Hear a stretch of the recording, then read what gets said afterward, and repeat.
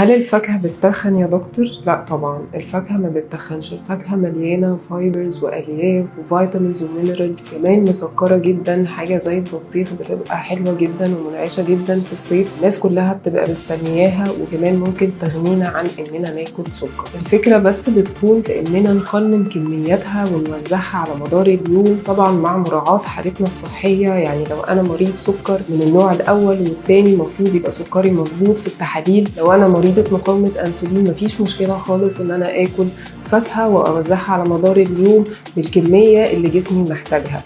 طب لو قلقانة شوية من فاكهة تكون مسكرة زيادة زي المانجا أو العنب أو التين، ممكن أخدها في خلال ساعة من وجبة كاملة، خصوصا الغداء. الداش دايت أو الدايت المصاحب رقم 1 في العالم لمرضى الضغط، أو الميديترينيان دايت، الدايت الأصح في العالم وصديق القلب رقم 1، يوصي إن احنا ناكل 3 ل 4 ثمرات فاكهة وخضار في اليوم. الفاكهة ما بتتخنش، شرط تقنين كميتها علشان نستفيد منها، في نفس الوقت ما تتخناش. استنونا فيديوهات جديدة من بودي فيت.